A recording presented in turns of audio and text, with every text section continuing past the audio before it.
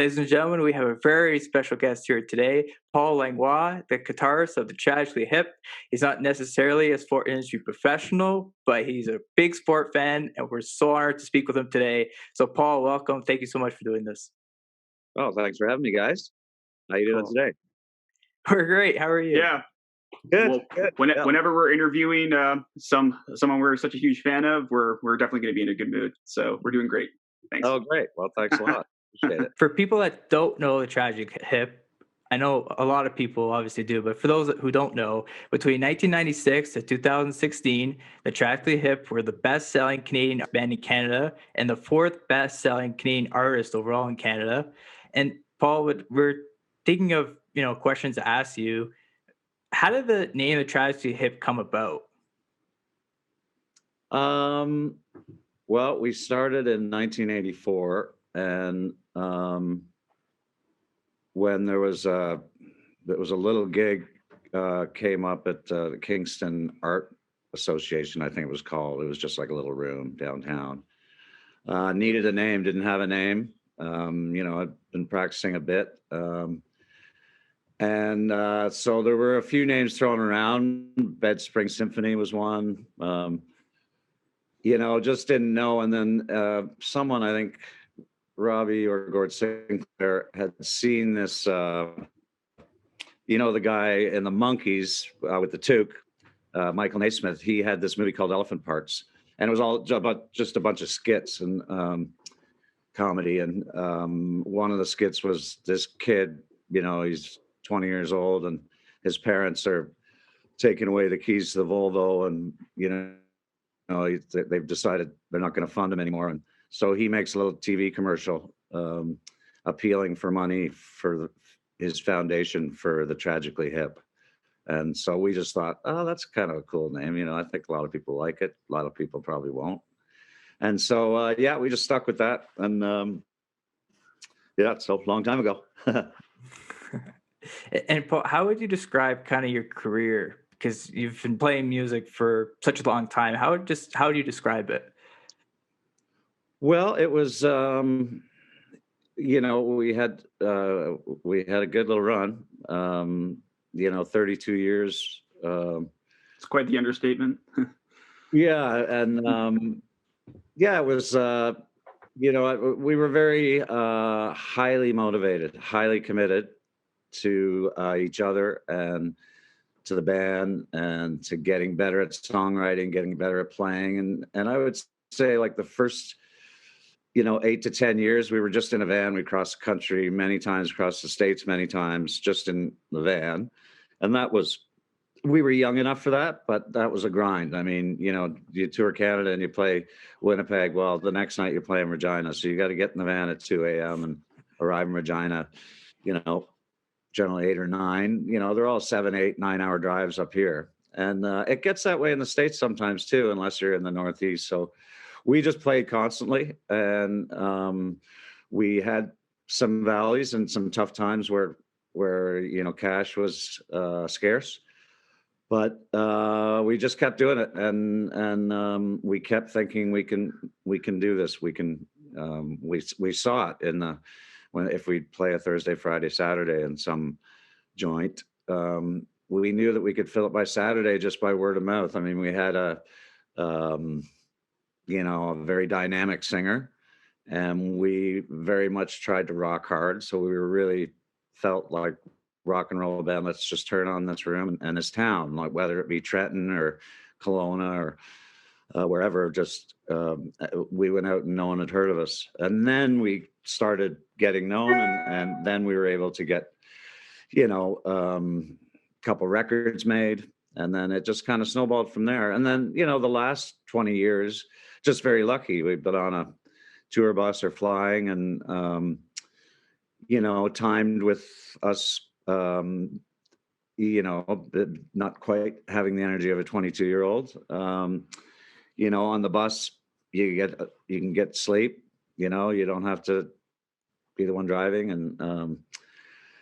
and so. But we just kept going. We remained committed, and we just always wanted to get along. So our biggest achievement is that we were friends all the way through. It's not like we didn't have problems, but if we had any problems, we talked it out, just like a team needs to do, And but it's complicated, because it's complicated between two people, let alone five. And we were just really committed to and being nice to each other. No one would ever say, "Oh, that's a brutal idea." You just, we shared in the songwriting, and if an idea of yours didn't get played, well, no one would bring it up, and then you just kind of move on and try again. And so we were always nice to each other too, but very lucky. It was just a great career. One of the things, Paul, I love about sport and music is that it brings people together. So, Paul, what have you been up to since your retirement of the group, and what are your plans for the future after the pandemic? Well, no one, especially Gord, was expecting that we would be stopping. We all had pictured, and again, especially Gord, he talked about it quite often, just like we're going to be doing this in our 70s, and it's we're lucky enough that we have an audience, and we really could have. But he got dealt a shithead, if you'll excuse the expression, and he even was like, "Well, you guys will keep going with a singer," and I'm like, "We're not going to keep going, Gord." He's like, "No, you should keep going. You should get." He's suggesting singers, and it's just like, no, it's not like we were together 5 years. We were together 32 years. We've done well enough that we can retire. So the first couple of years after that was 3 Octobers ago. So October 2017 when he died. The first couple of years we were all kind of just in a fog, really. And we were, as far as our management goes, we were just kind of 4 brick walls, just like we were kind of like, I don't know. And so, but gradually we got more motivated, and our goal with the Hip is not to play again, but we still have a studio, and we recorded a lot, and we have a lot of stuff that we recorded that didn't happen to make records or whatever, and so we're really trying to dig that stuff up and find things that people would like, that we like, and just to organize it in general. There's just so much of it. And so with help from professional companies that do this kind of cataloging and organizing of your physical stuff, digitizing all the music, because the music lives on tape, and that's just not going to last. So anyway, so there's a lot going on band-wise, with we got a wine, we're coming out with a cider and a beer, and just like little things to do, just so we meet, I was saying previously, about once a week on Zoom, and just everyone updates each other on either things they found or things that we're up to. And so yeah, because we have the studio is a really good thing too. A lot of good music gets made out there, and some of us are in and out, just sort of either producing or recording. So yeah, I think that's the plan, really. We'll just take it kind of a year at a time, but we're talking again. Really, a couple of years went by where we might talk once in a while, but everyone was just dealing with losing our best bud, and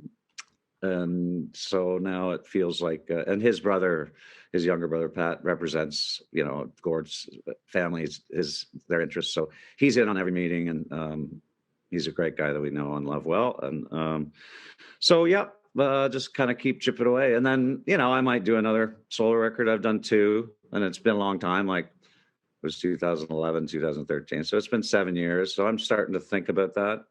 It'll take me a while, a long while. In due time. Yeah. Everything happens at time. Mm-hmm. Yeah. That's really great to hear, Paul. Thank you. If you don't mind, I just want to say a couple just kind of personal things. Is that for those, and I guess for most of you don't know me, I'm actually from Kingston. I went to school here, and I went to school actually with a lot of the Hip's children. I even had the honor and privilege to play in a band with Rob Baker's son Boris, as well as Rob Baker's nephew, as well, and Johnny Faye's nephew, I believe, Angus Faye. Yeah, we had a band. I play guitar. I've always been really passionate about my axe and the chops I can give on it. Cool. But yeah, so Rob Baker was a mentor for that, which was great. But really exciting. But moreover, like that's the great thing when you know this local band, you get the honor and privilege to meet them, and better yet, they've been very, very kind and supportive. And I actually have right here. This is a greatest hits album from Tragically Hip, your favorites, and. Yeah. Look at that. I got. Oh, you got. Yes, I believe that. Sorry. That is your signature right there, That's Paul. Me, yep. John, yep. Mike, left hand, and Gord and Robbie. Left Yeah. Gord Downie, unfortunately, was not present for this. But still, it was still super exciting to get this from the four of you. So thank you so much. I still have treasure. This is still, a genuine artifact in my household. Yeah. But. Anyways, but back to like our interview.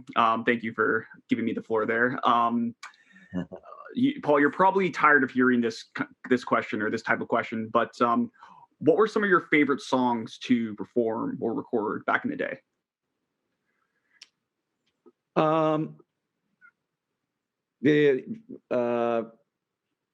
Whenever we recorded, especially the first 5 or 6 records, we played live. We were going for a take where we all got it. And if you wanted to fix something, it was a bit difficult because it was on 2-inch tape, and you got to cut the tape. And it's or you have to, if you want to punch in. Basically, we called it going underwater because our tape machine, you couldn't get back out from under the ice because it had a little glitch. So it was very important to get the that all 5 of us get the take. And so there are certain songs like, I don't know why Bring It All Back just popped into my head, just that I really enjoyed playing the Rockers, 100th Meridian. Even New Orleans is Sinking. I mean, we would have stopped playing that if it was in any way boring, because people wanted to hear it, of course, but if it was boring us, we wouldn't have been playing it, and it never bored us. Even though it's a simple, straightforward, it's just kind of when the riffs kind of match up and when there's bit intertwining between all of us, it just made it more fun. I enjoyed playing songs where I was singing backups. I enjoyed singing with Gord. So song like Something On, I always like playing from Phantom Power. It's just, I like that sort of, edgy stuff. So, yeah. But I enjoyed it all. And if we ever were getting a little tired of something, we changed it up every night anyway, just to keep ourselves interested and on our toes. We really wanted to be on top of our game. Perfect. Thank you. Yeah, no, I have a lot of cherished songs by the Hip that I enjoy listening to, and Jamie too. Kind of say that probably my favorites would probably be Wheat Kings, I think is my go-to favorite song, both to listen to and to perform. But other songs like Courage, I just love the meaning of courage. Grace 2, that's a fun one. 50 Mission Cap, you gotta love that, especially if you're a Leaf fan, which I think we'll get to a little later on. Head by Century, My Music at Work, Cordelia, that's a fun song. But one song actually, which might be, I think, my kind of favorite to listen to and honestly dance to, I'd say, is Highway Girl. That song is obnoxiously catchy, if you ask me. Yeah, but I get. Sorry, go ahead. That's good to hear. Highway Girl, we didn't. Of all those songs, we didn't play Highway Girl or Cordelia that much. Not exactly sure why, but Highway Girl was from your first EP, wasn't it? Yes, and that's probably why. So I guess it kind of faded into oblivion a bit. Yeah, with the emergence of all these other huge hits that. Trying to move forward, but no, I agree with you. And Highway Girl was always fun to play, and same with Cordelia. Yeah. Thanks. So I guess we should kind of move into the kind of sport topic of discussion. So Paul, what are some sports and sports teams that you're personally a fan of? Well, I mean, I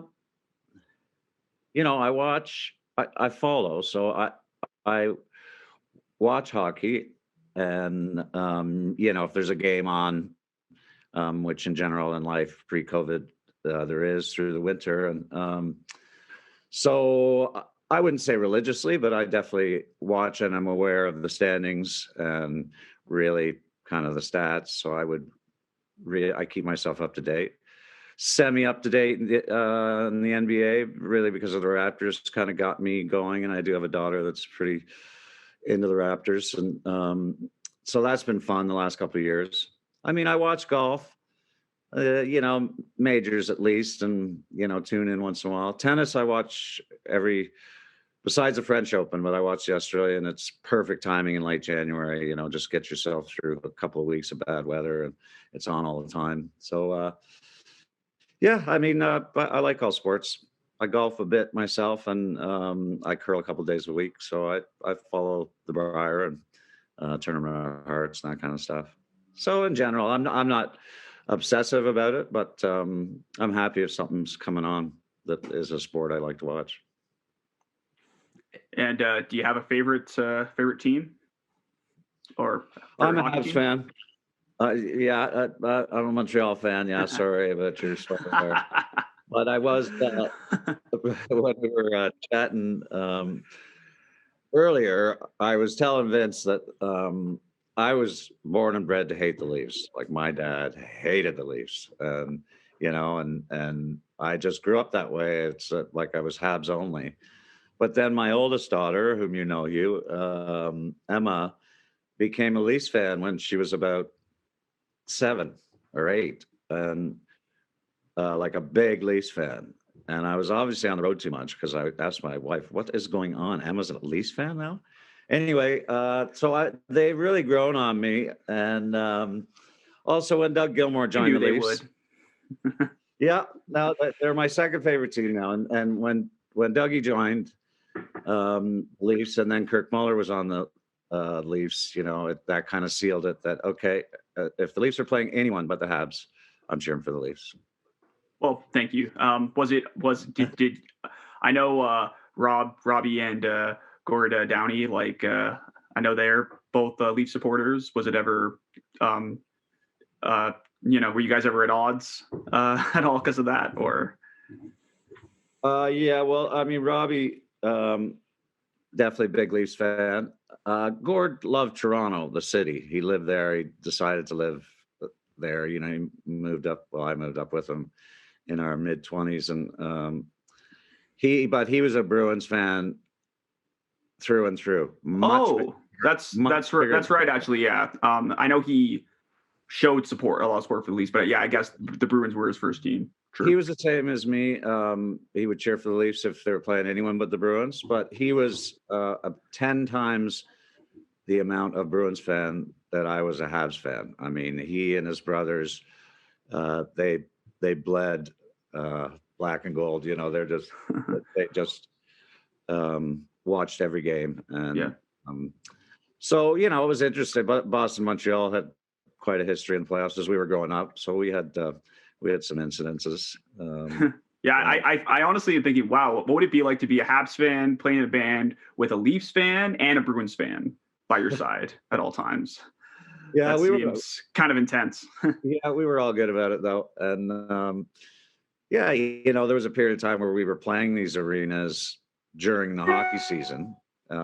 So we were lucky enough to, we'd have a night off because they're playing the arena tonight and then we're playing tomorrow. So we go out to the game, and, we knew a few people along the way, when the Oilers were exciting with Gretzky and Messier and all those kind of days. And we were lucky enough to be sort of on the periphery, but, play in the same venues, and, our music playing in some dressing rooms and that kind of thing. So we had a really good hockey experience just in general, just being lucky enough to see some games live. And It was always very positive, and no one would get over the top pissed if you lost 4-1 to the other guy's favorite team. On the subject of venues, Paul, do you have any great memories performing at certain sporting venues, performing your songs? Yeah, I mean, we were lucky enough to play Maple Leaf Gardens 3-4 times. We played the Forum, which was just a beautiful, classy building. We might have played there at least 2 times, maybe 3. And then they switched over to the ACC and the Bell Center, and so we did play all the old barns. We were still playing the Saddle Dome because they haven't built an arena yet in Calgary, but it was cool to play the old barns and just be in, growing up, hockey fans and everything, and just being in the place. And, even your dressing room is like the team dressing room. Just lucky across the board. We played the Colisée 2 or 3 times in Quebec, and we never took it lightly. We were always like, "This is cool," loved it. Generally, at times, bring our rollerblades and play hockey in the concourse and that kind of thing. So we managed to really enjoy it. So like sporting venues, and then there was a couple of we opened for Page and Plant on a tour in the mid '90s where they were playing American arenas. Some basketball, some hockey, and some were both. And so that was always good, but different from a club. Playing, whatever, Massey Hall or the Fillmore in San Francisco, the Chicago Theater. I mean, these were great experiences too, different, a little more intimate. So we had to learn how to play bigger places. But literally within one tour, we would be playing, 3, 5, 700 seat club, 1,000 seat club, arena 2 nights, then back down to Seattle for, 1,000 seat theater, and really kept us on our toes, because it's quite different to play an arena. You gotta, it's almost like you can't overdo it. You got to really kind of just stick to what you're doing. So anyway, yeah, it was all, but no particular favorites, but really glad to have had the experiences. Was the preparation process different, Paul, between preparing for performance in an arena compared to a club? Yeah, there were practical differences. I mean, some clubs you didn't really have an escape, from the dressing room to anywhere except right to the stage. And in an arena, you're afforded more places to go. We sound checked every day as bands do, and so by the time and usually we would sound check, probably 3 songs at least. So by the time sound check ends, you've got a sense of what the venue is going to be like. Of course, people coming in makes a difference, but you sort of get a handle on that. So, yeah, I mean, they're different experiences. Arenas it's tough to make them intimate, and it's tough to make them full if they're not full. We were lucky enough that for the most part we had full arenas, and full arenas way easier to work with than kind of being in an opening slot where only a quarter of the crowd is there when you're on. You just got to stick to your guns in that scenario. And then when it's a full arena, it's pretty you can be pretty nervous, and tell yourself, no, I'm not nervous. But your body is telling you, yes, you are. You're really nervous. And so that always is nice. Nerves are, that's a good sign. Now, again, luckily enough, we all had each other's back. We had a confidence in each other. But it's still, you're still pretty exposed in certain places. The bigger the venue, the more kind of exposed you can feel. Someone told me, Paul, if you're nervous right before a performance or whatnot, it's because you really care. We were speaking before, and I mentioned how I was a goaltender. Before, on the early days of being a goaltender, I was always nervous because I thought, oh, if I let a goal in, it's the worst thing in the world. But in retrospect, it's not. So, Yeah. No, I would agree with that. It does mean you care. And yeah, fortunately in the hip, it was the nervousness was tempered by the fact that I'm looking over and I know Robbie's going to have a great gig. I know Gord Downie's going to have a great gig. Johnny is, everyone is. So we're practiced. We've been playing a lot. We know the songs. There's no problem. So this is a kind of sort of secret little talk you could have with yourself. If I do a solo gig and it's like Paul Langlois, I feel like a goalie. I feel like, okay, this is brutal. Why did I ever agree to do this? And I dread it. And then once I get up there, I love it and I like it. But I just can't convince the guy that's going on before or in the days before. I got some gig coming up. I just am really questioning, why did I ever say yes to this? Why am I doing it? And then I get up there, I love it, and I love it after. So it feels a little more goalie-like. There's a little, goalie, it's just you. And a solo act, it's just you. And that's a little more, I prefer playing in the hip.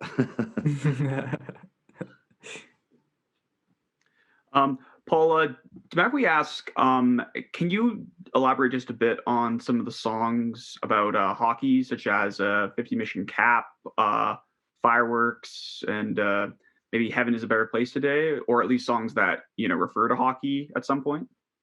Yeah, well, those three, yeah, I remember all of them. Gord and I were living in Toronto at the time, and he found the Bill Barocco card. It wasn't like he was super into hockey cards or anything, but he might have just got a couple packs on a whim or something. And then, so he had this little story he wanted to base it on and like hook it up with, a military sort of scenario. And yeah, it just paired up with a heavy riff that we had already, and it just seemed to come together. Heaven is a Better Place Today, that's about Dan Snyder. And we had Danny Heatley, we knew them somehow. I forget how, must have been through like a charity golf tournament or something, I forget. But anyway, it was tragic, and I really liked some of the imagery in there, like especially going into the end zone and acting like you've been there 100 times before or whatever it is. I've just always liked that image. And Gord was really writing about stuff he knew. Like Fireworks is just classic. When we were kids, it's basically the 72 series, and we all had the big TVs that are on the big thing. They brought them all in the class, and everybody in Canada watched it. And Gord and I would have been, well, we were the same age. So that was probably grade 2, maybe, but Yeah. Totally sticks out. Totally remember it. And, If there's a goal that everyone remembers, it was back in old 72. Yeah. How the song begins, yeah. And the whole participation, I think it was called, whatever we used to compete for these medals in school, which is what the whole bridge is about, the flexed arm hang and all these kind of, so it's just, it's writing about what we know. And that's the best way to write is 3 chords and the truth. Yeah, sorry, Dan Snyder, that he was on the Thrashers when Heatley was on the Thrashers, but unfortunately he died in a car accident Heatley fortunately recovered in full from that, but unfortunately, I believe it was Dan who passed from like sepsis or something. Yeah. Yeah, that's right. And we visited with his family, Dan's family. They're Elmira is where they live, on Elmira, Ontario. And, they were very appreciative, and Gord Was very good about it. And anyway, so and we would run into them here and there, his brother and his parents, and yeah, it was just it was tragic, unlucky, and he was a glue guy, which is kind of a hockey expression Gord used. Gord knew way more about hockey than any of us, but just a guy that was Dan was, you need him on there. You don't necessarily notice everything he's doing, but he's the glue that keeps you together.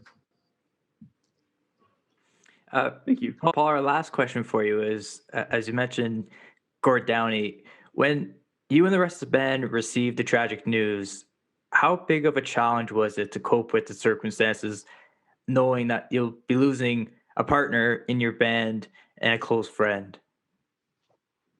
Yeah, it was very tough. I mean, I've been lucky enough not to have a lot of loss in my life, but we knew it was coming.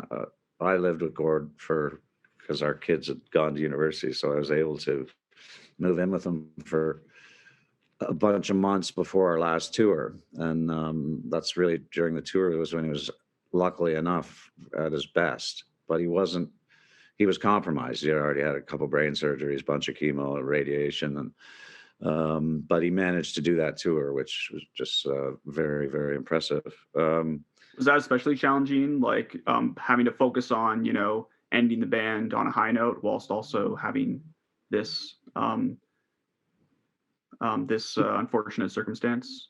Yeah, well, he really wanted to do it, and he managed. We didn't know if we could do it. Like, really, from the first practice, who knows? I mean, I was living with him at the time, and it was just like with he and his brother, and it's like, I don't know if he's going to remember anything. And he didn't remember anything. So, but he remembered melody, and if you put the lyrics in front of him, all of a sudden he could do it. So we, I had to just go through songs and pick ones that he could do well. And he also, of course, super ambitious. He wanted to do 3 or 4 songs from every one of our records, every night, different every night. So it was basically, he wanted to make it the most ambitious tour ever. And fortunately, he was taking this thing every 2 weeks, just an injection of, it's called Avastin, and it helps with certain kinds of brain cancer, glioblastoma.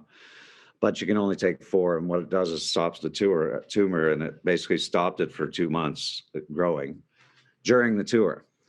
So, we didn't know how it was going to go. I mean, we were well practiced, more well practiced than we've ever been on a tour beforehand. Going in, who knew? And then Victoria went well. That was the whole key. Just Victoria needed to go well. It was the first show. And it doesn't go well, then we're all screwed. And it went well, and then it just kept going better and better. It was 15 shows in 30 days, so a night off, and that was on purpose to get Gord rested. And yeah, we were just feeling good, confident as a band, and we didn't really, we were even thinking after the Kingston show or leading up to it. There was starting to be talk like, well, we never played Montreal or Halifax, should we just keep going? Like, we weren't really in the mindset that this is the final show ever. But it went very well. And after the show, we're backstage, and it had been Gord probably more than anyone just talking about maybe go to Montreal, maybe down to the States. He said that felt like the last show, and we all said, yeah, it did. So, it was a fitting ending, very obviously unique. And yeah, I mean, it's tough, but it was already going to be tough, just tougher losing him as a friend. And it was tough on him. He didn't like the thought of the band ending, but, we were able to kind of convince him, listen, we're going to have stuff to do, don't worry, and we're gonna, we'll keep the studio going, and we'll just keep things going a bit, but we're not getting another singer. And so he was at peace with that, and then he managed to get a bunch done in the next year. He lasted another year after that, and he did his Secret Past shows, and he did a couple of different records. So he just took it really well. Like, he was so dignified, and he wanted to work every single day, and that was post tour too. Just all he wanted to do was work, and so I feel happy for him in that sense. But yeah, it was really tough. It's still tough. Yeah. Very sorry me- for your loss. Yeah, Thanks.